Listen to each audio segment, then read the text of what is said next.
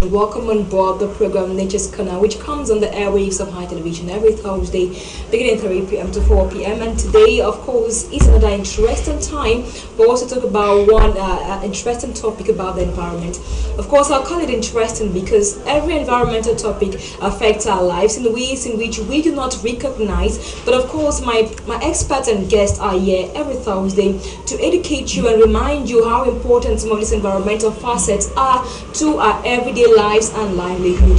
And today, of course, we shall be talking about something very peculiar, something which we see around us, almost all of us. We have it around our environment, and of course, it is very important to our livelihood and human lives, human existence. But somehow, we tend to throw some degree of negligence towards it. Of course, today we shall be emphasizing on it and tell you why it is important and how you can join the world together to save some of these environmental facets. I'm talking about wetlands. Of course, when you hear the word wetlands, you may be wondering what wetlands are. Of course, when you hear the name wet, then lands, it kind of gives you a preamble of what it is. Of course, wetlands are some of the freshwater bodies that we have around us, the likes of what we call the local parlance lamba, the likes of lakes, rivers, and all of that. But of course, it's not me to talk about all of this today. I have guests whom shall educate us properly on wetlands and what they are. Of course, it is good to remind you that today's discussion of wetlands comes in as in commemoration of World Wetlands Day, which was commemorated last week Thursday. That was the 1st of February 2024. My name is JABI KATY. I am your host for today's program. We'll take on this jingle break. When we come back, I'll unveil to you our guest and of course the topic of conversation for today.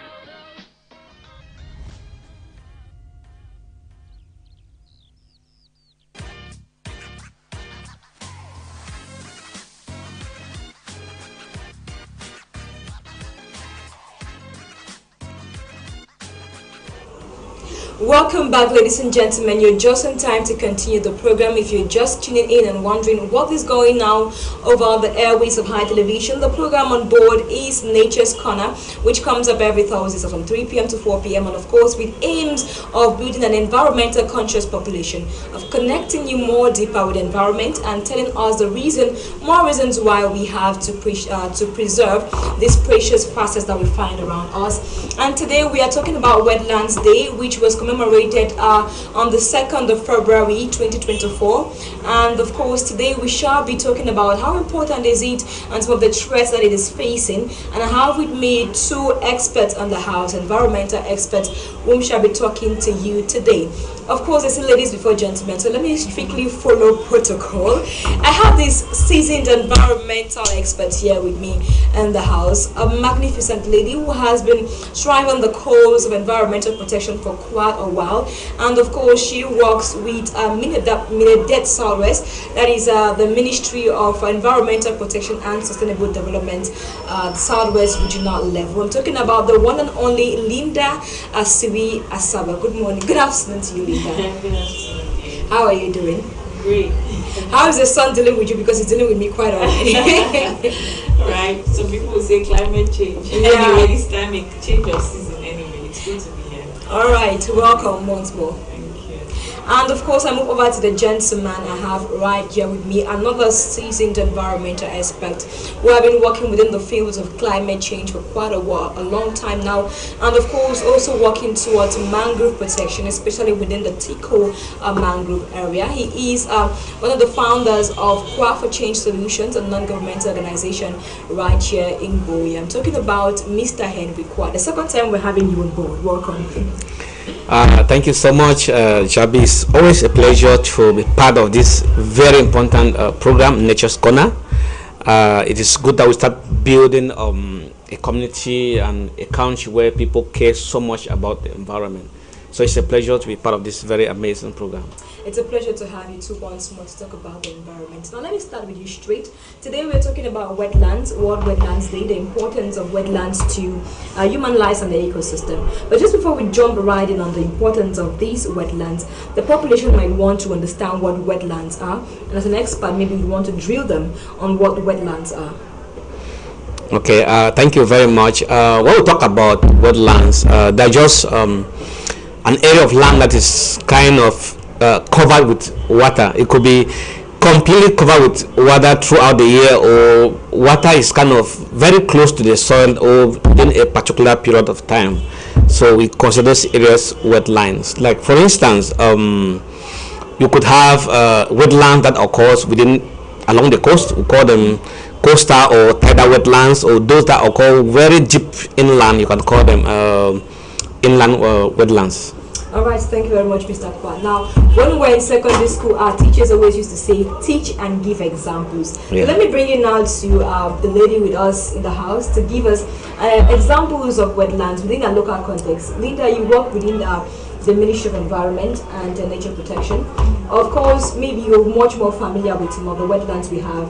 Using the Southwest, for instance, maybe you want to identify some of the wetlands we have here in the region. Okay, thank you very much. So, like Mr. Henry rightly said, we have wetlands. These areas are kind of maybe seasonally occupied by water, and like you rightly said, we call it locally. Sometimes we call them lamba. Anyway, we might have smaller wetlands that we can identify within our communities, which are waterlogged, kind of those places that when you go, most often you can find water catchments around those areas because they have natural sources, maybe of spring or yes, but they are always kind of wet. And our farmers love those kind of areas. Yeah. That's where they always cultivate vegetables, especially in the dry season like this. But of international importance, we have wetlands that are recognized, internationally. Because when we talk about the wetlands, it came about. There's a history to this, and it came about through the the Ramsar Convention, which is a gathering of maybe parties which came together to talk about the importance of these wetlands, of these special ecosystems. And so Cameroon happens to have ratified this convention in July 2006. Yes, if I'm not mistaken. And so in that case, they were supposed to give or map out those wetlands of international importance.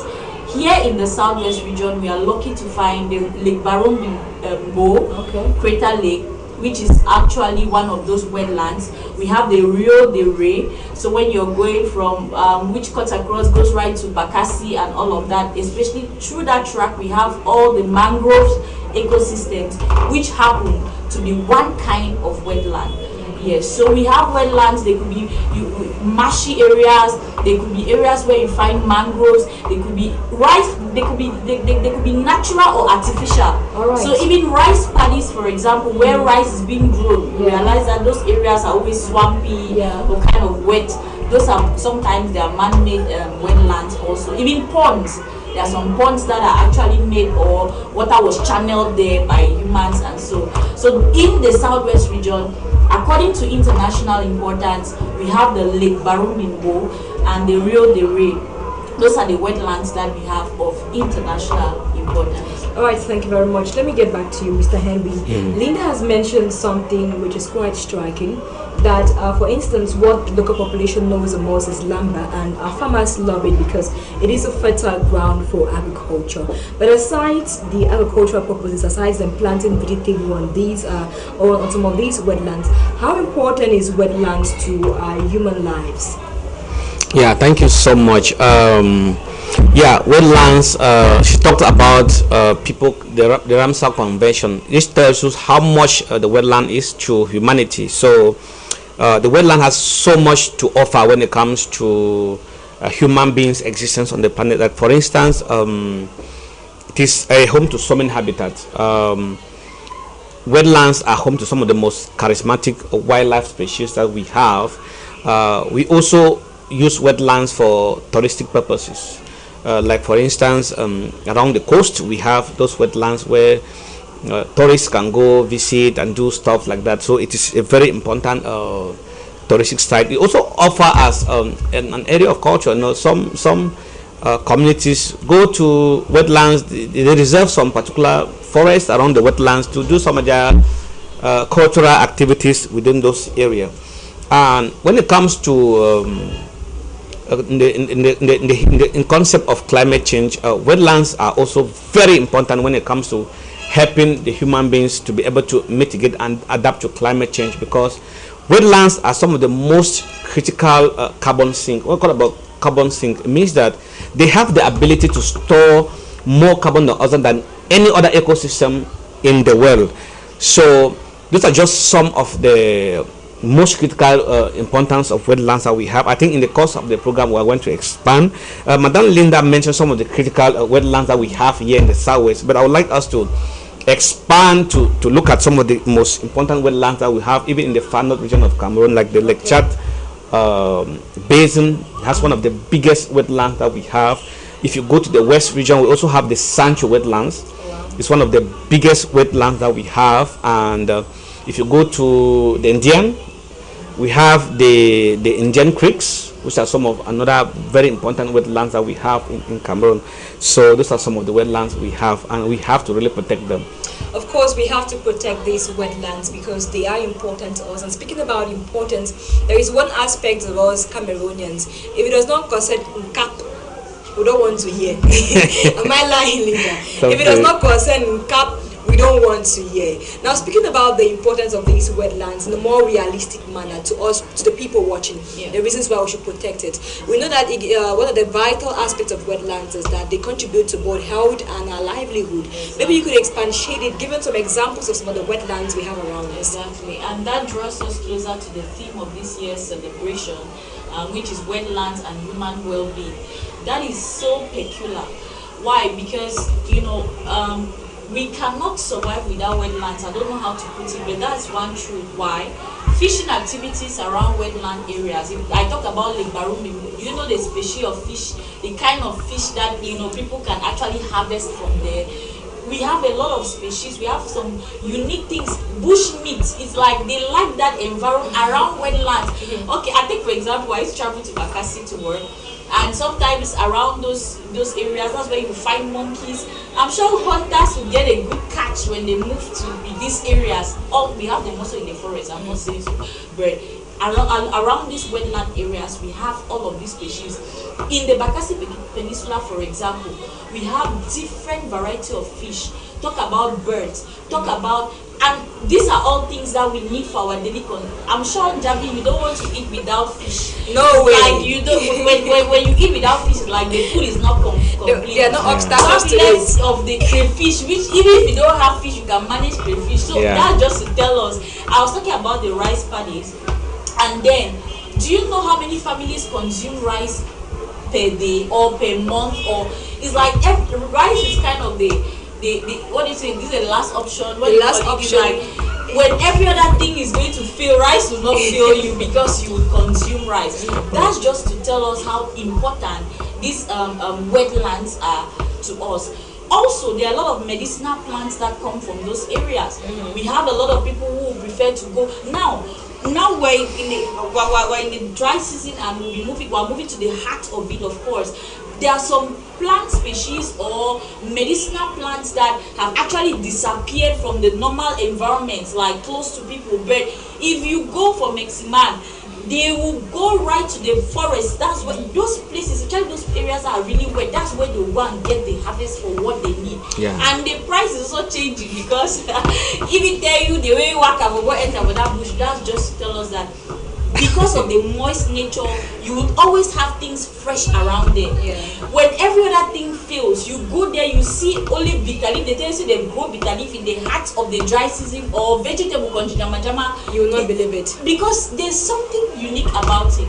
But that said, there are some threats or some things that we are doing now that are actually posing a lot of problems to these wetlands that we have. So that's just to tell us, wetlands and human well-being, it's directly connected. We cannot actually survive without the wetlands.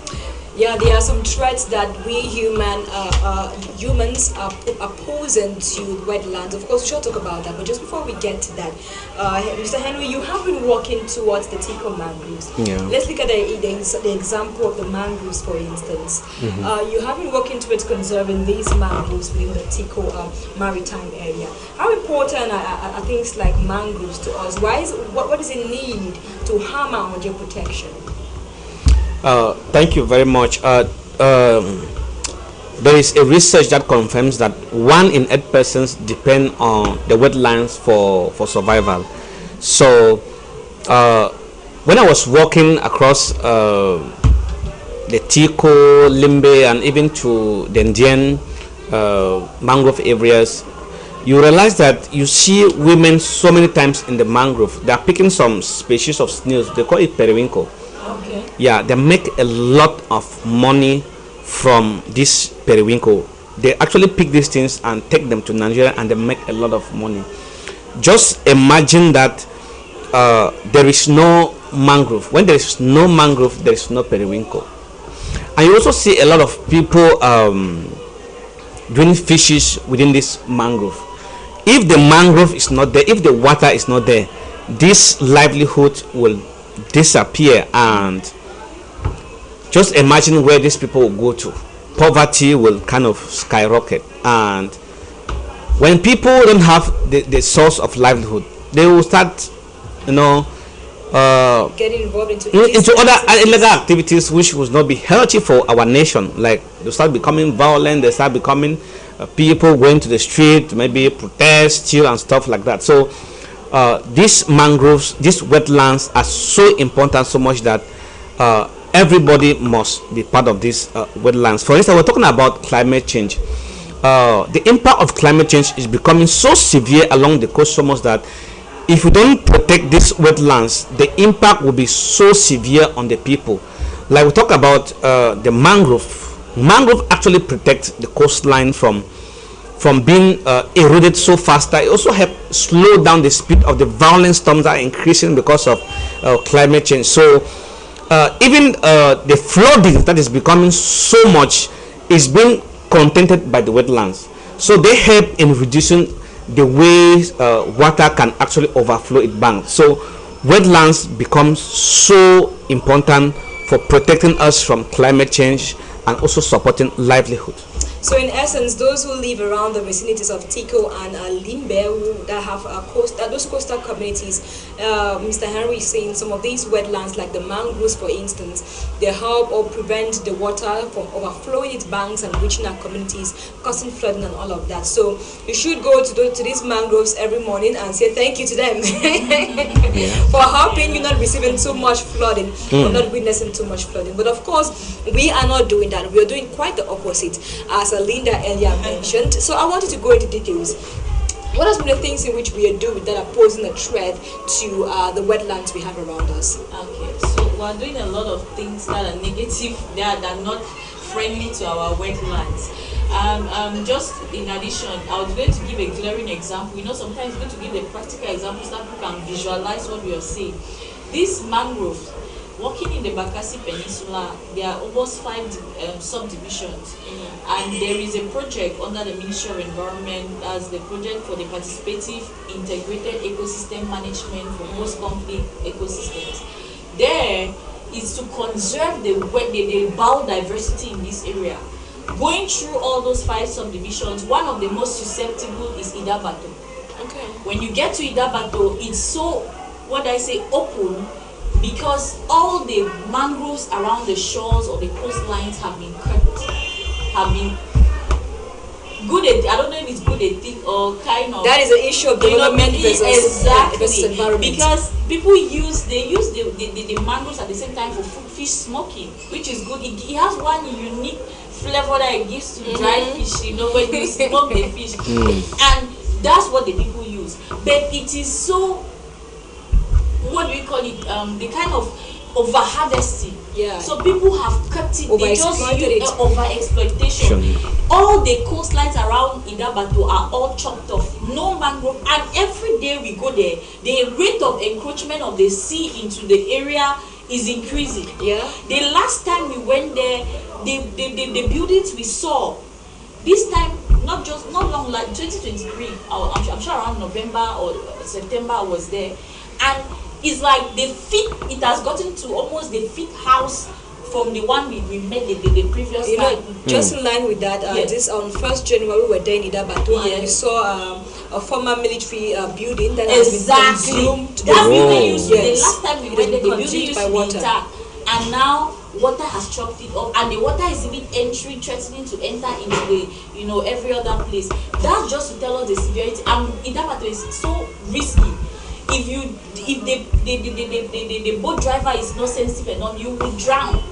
It has a lot of sand. Now that is because we did not appreciate, the people did not understand the importance of this, the mangroves. They would have been doing it in a more sustainable manner. And you cut and plant. People did not also know that maybe you could replant mangroves in those areas. Okay, so we could replant mangroves. Yes, and that's why this project came into play, so that they can be able to regenerate the mangrove that has been degraded in that area. So that's just emphasize on the importance of this mangrove. Unlike Isangele, when you are going to Isangele, you don't feel that impact a lot, because somehow you find that there are still mangroves intact, and now people are leaving from Idabato to come and harvest mangroves from Isangele. That's just to tell us that in the future, if care is not taken, all of the mangroves will disappear, will be chopped off, and the disaster will be of high level. So what are the things we are doing? I've already made mention of that over exploitation of the mangroves. Now I was talking about the other kind of wetlands. If you are looking at this other, the Lamba area, people now planting them. But what are they doing? They are using a lot of fertilizer. They are using a lot of fertilizers in these areas now. And what will happen? There will be the disappearance of some of the species that we find in these areas. Yes. So you are saying somewhere around the is it you called Sancho? I don't know, it's somewhere around there. Sancho, yeah. There's this area I went to, the West region, and there you have the Goliath frog, which happens to be one of the biggest frogs in the Cameroon, in the world, right? The Goliath frog. Yes, this project, there was one project going on there, and it's becoming a stick. Why? Because there are a lot of negative activities that are taking place there for now. So we need to know that the wetlands are actually important. We need to be careful. We need to, I don't know how to put it. It's so passionate that caution. We need to take care of our wetlands. Okay, thank you very much, Linda. From Idabato, let's move over to Tiko. Let's leave the Bakassi Peninsula and move over to the Tiko Maritime area. Mr. Henry, you have been working in the Tiko Maritime area. What has also been your experience? Linda has shared quite a very beautiful experience. I don't know if I should call it beautiful, but she has shared her experience of encroachment of the ocean into buildings because of issues of that some of these wetlands are not being protected. In Tiko, what is the scenario in Tiko? Yeah, I think the story is still the same. Places where the mangrove have been kind of over depleted, you actually see the impact of the sea, of maybe the waves from the sea having much impact on the coastline. Like for instance, if you go to, when we're walking through the Limbe 3 municipality, there is a community called Mbokotu. There's a particular school there that has been abandoned because of the impact of the waves that has coming into the school buildings. The school has been abandoned into ruin. So it is very critical that people understand that there is that interrelationship between nature and human beings living together. So if we think that we can just exploit and consume and do whatever we want as human beings, trust me, when nature becomes so much angry, the impact will be felt on us. I think this school has been abandoned, and I don't know where the children have gone to, even though there are some schools, but trust me, some will be able to adapt to go to other schools, but more children will end up not going to school. These are some of the impact that we're already feeling in the community. So it is very important that human beings understand that wetlands are very critical, and we must learn to work in harmony with nature so that we do not affect these wetlands, so that these wetlands will continue to give us these services that we enjoy from them. All right, let me throw this question out to the two of you. We've spoken mostly about the coastal communities, what they do around these areas that hamper the wetlands. Let's look a bit at the inland areas. Okay. You mentioned a bit about the lumber, but I remember you also mentioned places like the lakes and all of that. Is it that some of these places, don't they face threats as well? They do. It will still be the same level of pollution. Most of them is pollution. I was going to talk about something maybe not too peculiar to these areas, but there is what we call reclamation, right? Some areas, there are some wetlands that are being reclaimed. People want to do constructions around those areas, and in the long run, it's what's the result is that those wetlands are gradually disappearing. At one point, it also leads to habitat fragmentation. That implies species that used to live in this area will now have to flee to other areas to look for habitats for survival. So those are still some of the human interventions that actually pose a threat to our wetlands. So we have pollution, like I already said. People are now even using some wetlands as their dump site. It will surprise you that now people living around those communities, there might be some dangerous waste that some people use and they go and dump in. We had an incident one time where inspections and follow-up had to be done. People, harmful chemical, maybe even transboundary, they come and they dump it around somewhere, maybe in a wetland area. It's water. People always know that it's water. So now water, no problem. We don't. They don't understand, what is going to happen in the long run. So in lakes as well, we have natural phenomena that might affect the lake. We have gasification, like I'm sure those were natural phenomena. I don't know, it affected the biodiversity in that area, the life, biodiversity, we're talking about the plant and animal species, and therefore even the life, the fauna will also be affected if we have natural processes that take place like that. So maybe in the course of time we'll bring more of those. All right. Yeah, I think she's really expanded so much about the threats that we have on wetlands, and population increase is another one of them. The population is growing so rapidly, so people want to construct, people are encroaching into wetlands, people are doing unsustainable agriculture. These are some of the major threats that we have with protecting the wetlands. And sometimes too, lack of awareness. People don't understand that we must live in harmony with this natural ecosystem. They see it as just lumber. Yeah, they just think this is a normal land and think they can just do anything to them. So they see it just as lumber. And people sometimes deviate. Irrigation. Irrigation is one other activity, and that's because of agriculture. So in wetlands, because you have water either permanently or seasonally, there are times when, if it's in the heart of the dry season where the people don't have water, of course they'll divert the water channels to suit and water their farms or whatever. And it's also causing an effect. That's actually even one of the ways where fragmentation of the ecosystem actually takes place, because when you are deviating the water, maybe all the organisms will follow the water channels to disappear to other areas, or in due course the quantity of water in those areas actually. So even most of the fresh water resources that we have, like the spring water, I'm sure most often you have spring along this kind of around wetlands. It's so fresh. Can you imagine? Like the one at Boya Town. I'm sure you visited that wetland last time when we were celebrating the Wetlands Day. I'm sure 2023 or 2022. 2021.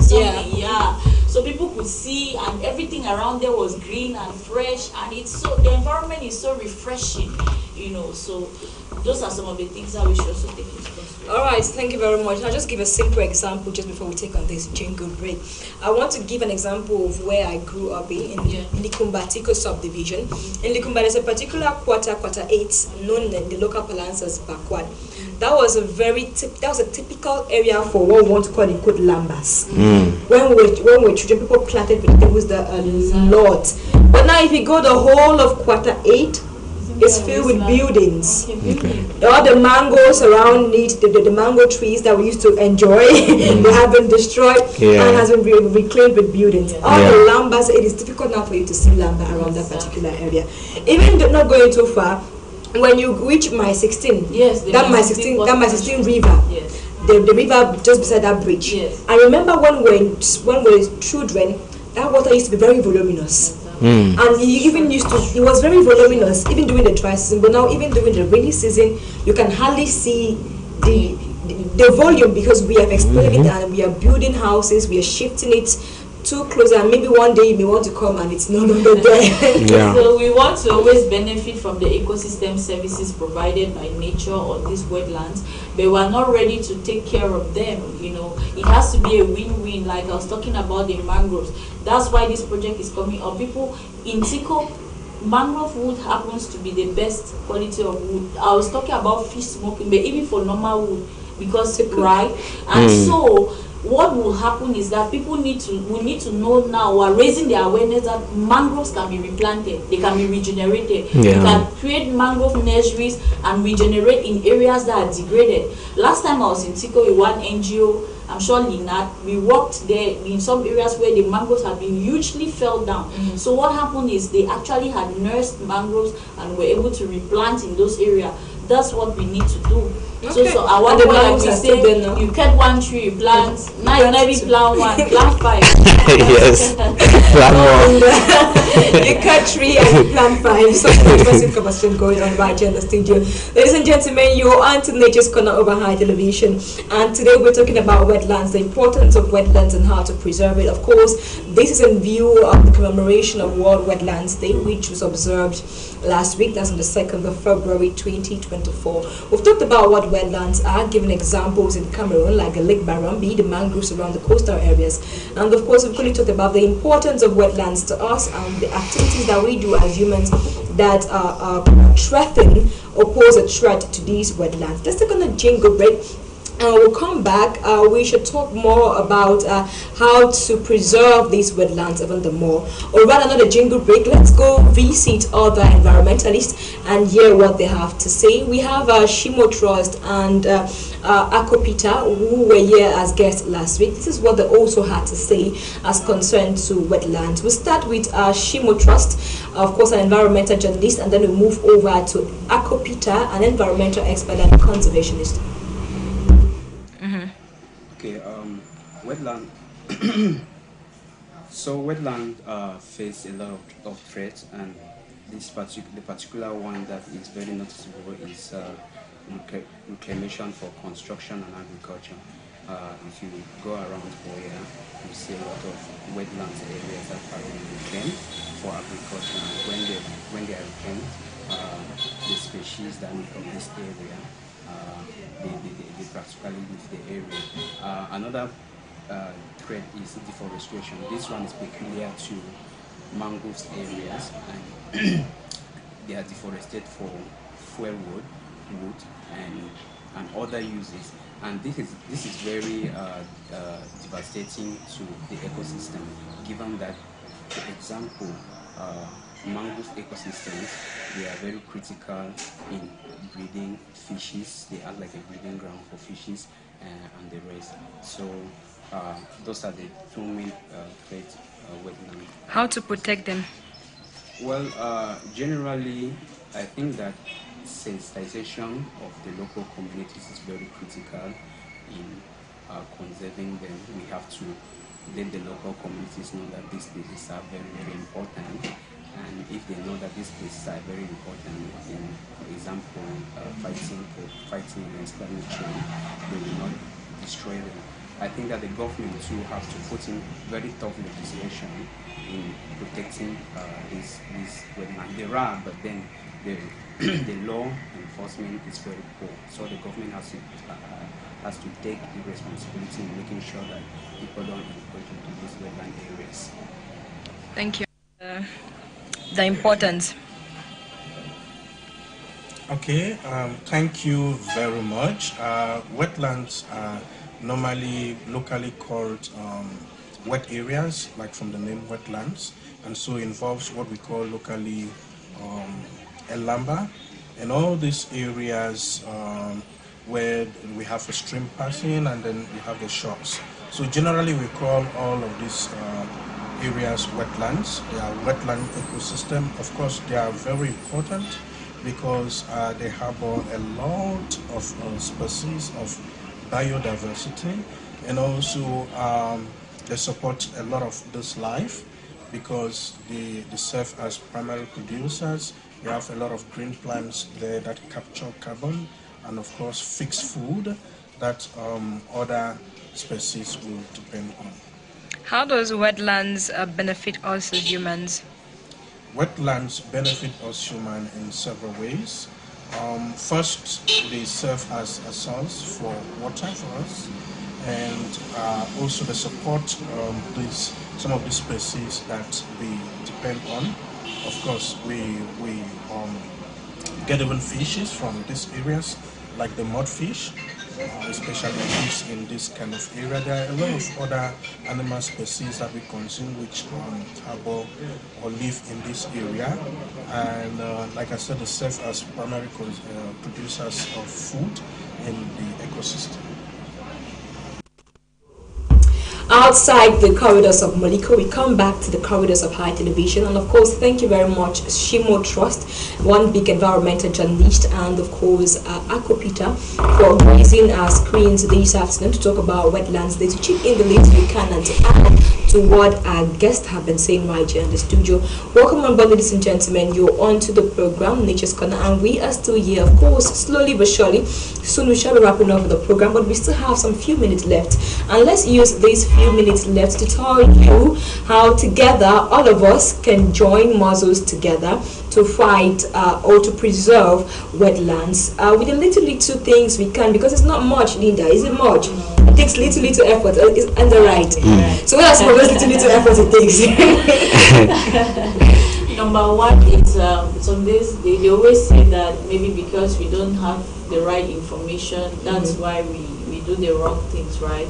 So sometimes many people are not informed about wetlands. We know, in fact, environment, there are a lot of people who give a damn to what the environment, because you wake up, you grow for your backside naturally, rainfall, you may not plant it. So there are a lot of things we take for granted because we think that it's nature, it's natural, it's happening, naturally, and there's nothing we can do about it to help the situation. But in this era, we are bringing the consciousness that there's something we need to do to continue benefiting from the services that we receive from the environment. One of such, we'll be talking about wetlands. The first thing we are here to inform you, of course, this is a sensitization slot to raise awareness on the importance of wetlands. We used to get lumber, but I don't think it's important. People did not know because, it's something you grew up seeing or finding, and you don't know that dumping your waste into those wetlands. I see a lot of reports these days around Douala, around this creek, streams, and some, all of those areas there, and you see that people are already causing a lot of harm. Everybody is dumping their waste into the wetlands, and the wetlands have become wastelands. That is not something we should do. We shouldn't throw our waste. Our wetlands should not become our wastelands. That is one very important thing that we need to look for that waste, because that's even the reason why we are experiencing a lot of floods, even in the coastal areas. You go there, what you throw at nature, it brings back to you, right back to you. Especially when it comes to water resources, you think that you dumped it here around Dongo, and so there's no effect. The water will you meet it somewhere, and that's why we're having the flood. So that's one thing we should not do. Our wetlands should not become our wasteland. We need to get informed. That's what we're doing. We need to join the movement. If there's something, there are campaigns that we go out to do, or to clean around water catchments, to clean around wetlands, to raise the awareness. I keep talking about Bakassi, excuse me, because I'll be going there to do sensitization, and it's the same sensitization I went there to give. I remember the last time I was like, mangrove na money, mangrove na fish. So mangroves are, for example, breeding grounds for fish. That implies the more we have a depletion of the rate of mangroves are being depleted, that's why we fish. There's going to be a scarcity of fish. And of course, if you pollute the waters where these fish need to thrive, what do we expect? They will die, and we will not have enough fish to consume. Okay. So those are some of the things we are saying that we need to actually avoid. We need to join the movement. We need to become involved. We need to avoid using our wetlands as our wastelands. We need to become informed. And these are programs like these help to keep the population informed. Let's shift from the Bakassi one and move over to the Tico man. Bakassi was a Tico. Let's talk about the expertise just about now. What are some of the things in which we can do from your own perspective to help preserve these wetlands? Okay, thank you very much. Madam Siri talked about people becoming more conscious, and I will recommend that people should take urgent action. First, like those living within the mangrove area, they must learn to cut mangrove very sustainably. People are yet to understand how critical this mangrove when it comes to protecting those wetlands. I'm always looking at vegetations as the heart of something that is holding these wetlands. If we lose the vegetation that we have, the wetlands are also vulnerable. So we must protect the vegetation that will help to protect this wetland. Like for instance, if we don't have mangrove, those wetlands will become useless. I don't think they even exist. So people must discipline the way they consume this mangrove. Okay. People must discipline the way they make money out of the resources that comes from the wetlands. Okay. As individuals, even if you're not living within the wetlands, like for instance, mangrove comes a lot from the wetlands, and we bring them into inlands and sell for people. If we can decide, okay, I will decide not to consume mangrove because I know that this mangrove is critical for this wetland. It's a decision you have taken that can help protect the wetland. Okay. Yeah. In essence, what we're trying to say here is, if you want to cut the mangroves to produce either firewood, charcoal, or whatever thing you want to do it wisely. Have in mind that there is need for the future, not just cut everything at once, because we understand that you need them for your survival, but of course you still need to survive tomorrow. And Linda says do not pour waste into them, be it the lambas, be it the mangroves, be it the lakes, the rivers. Do not pour waste into them. That is what you can do as a community, as a person, to help preserve these wetlands. Cleanup campaigns. We forgot to make mention of the fact that wetlands are gene banks. We have a lot of species, genes for different species that we can find there. Therefore, it's very important for people to know that most researches are taking place around wetlands. Therefore, if we destroy the wetlands, there will be no way for us to carry out the necessary research that we need to carry out to foster our future. Okay, Linda, you mentioned the issue of replanting these mangroves, for instance. The side of NGOs. Yes. Let's start first with NGOs, just for what your sector where you work in and how far you've been to bit. Let's talk more about this replanting and how it can be done. Good. So that's still part of those are part of community projects or projects that can be carried out in the community. Replanting or regenerating mangroves, for example, is not something a community cannot do. But because people did not know, everybody went to Bakassi. Sorry, first time Bakassi. Bakassi was a Tico. When we went there for the very first time, I was just saying, did he plant that thing?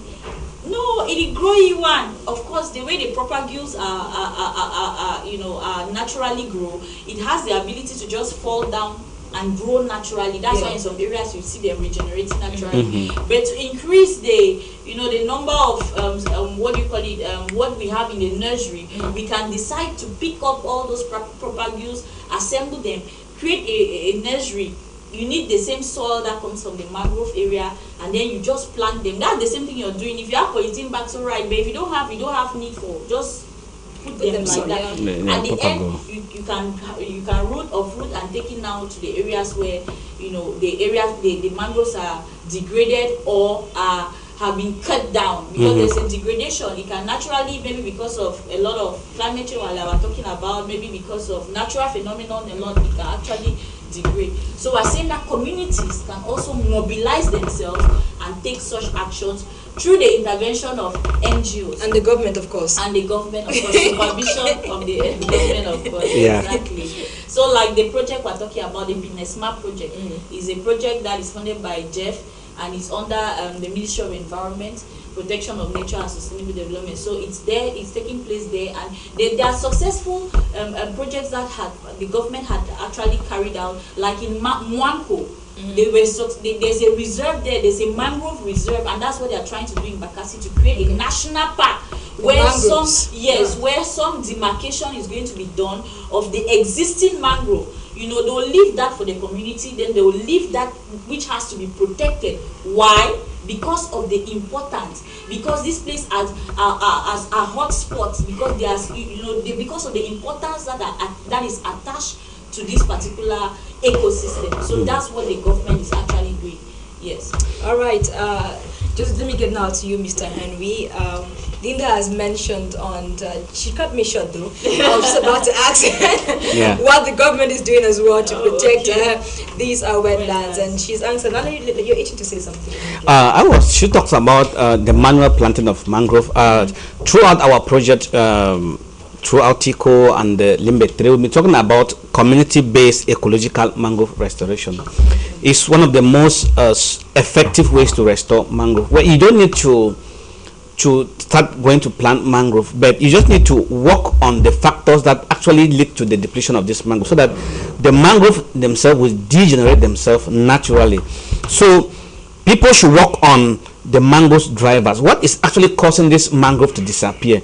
So we just need to come together as a community and identify these drivers. Okay, maybe we are overcutting this mangrove for drying the fish or whatever, but what can we do to reduce the quantity of the mangrove that we use to dry this fish? Let's find creative ways to reduce the quantity that we use in drying this fish. So once we work on these mangrove drivers, they will degenerate themselves, because we have a very natural coastal area that permits mangrove to degenerate themselves. So we just need to work on these drivers that affect mangrove, so that they will naturally grow without us even going there. And that's why you hear so many people in the community talking about the mangrove, they grow by itself. Actually, if we work on the factors that affect mangrove degradation, they will actually degenerate by themselves. That is community-based ecological mangrove restoration. So that's why we see encourage the they can still do it. The other way is to give other livelihood options, because in these areas, these people are highly dependent on these resources. So how do we deviate their attention from focusing only on over harvesting or this? We give them other trades, we teach them other things that they can actually do. Maybe they want to set up poultries, maybe they want to set up piggeries, maybe they want to set up other trades. That way we can also give time, shift the attention from the mangrove for a particular season, even for the fish harvesting, if they go hand in glove, so that you can give time for it to regenerate, for it to come back to its natural state. So that's one very important aspect that communities can take into consideration. Okay, thank you very much, lady and gentlemen. If left to me, we'll stay here in the studio the entire day, because this is such an interesting conversation and I'm having fun here. Such a perfect duo having you two as guests. But just about now, we shall be drawing the curtains for today's edition of the program, because Our technical team is beckoning on us that it's almost time for us to wrap up with the program. But of course, we shall not wrap up without hearing last words from you. Again, I'll follow protocol and start with lady. Gentlemen, will be angry. We'll start the lady. Last word for the population. Right. So it's been an amazing program. We were here to raise awareness and just to let us know that life actually thrives in wetlands. Therefore, we should be kind to wetlands.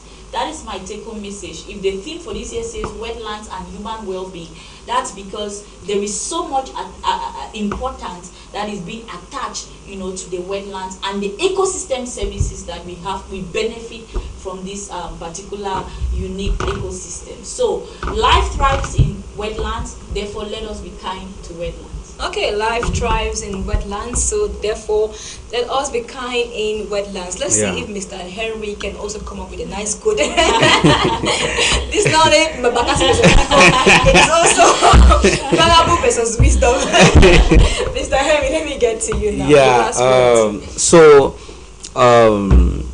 1 in 8 persons depends on mangrove in wetlands, for livelihood, and the wetlands occupy just 6% of the planet Earth, but occupies about 40% of the plant and animals that we have on this planet. Just imagine, just 6%, but they occupy about 40% of plant and animals that we have on this planet. So it is a very critical ecosystem that we all must join our hands to protect. So thank you very much. Okay. Thank you very much. Thank you too for being here on the program. It's such an amazing time spent with you here on the program. Ladies and gentlemen, we are wrapping up right now. We are drawing the curtains and calling it a close for today's edition of the program Nature's Corner. I hope to have your company again next week, Thursday, as from 3 p.m. to 4 p.m. as you join me, JABI, KATY, and my guest to discuss another interesting topic, because of course it is always interesting, because the environment is interesting and it affects us in one way or the other. With that being said, we are saying bye-bye to you now, urging you to stay tuned to High Television and follow other interesting programs which shall come up on your TV screens. Technical expertise has been borrowed from Rudolph and Harris under the supervision of the technical boss Claudine Tamfu, and of course who had supervision from the editor-in-chief Alizi Komilike, and general supervision and coordination from the manager of High TV, that's Ayok Eno Humphrey. On this note, my name is JABI, KATY. I've been your humble host right from the start of the program, and right now I tell you bye-bye, and my guest and I say bye-bye. Bye-bye.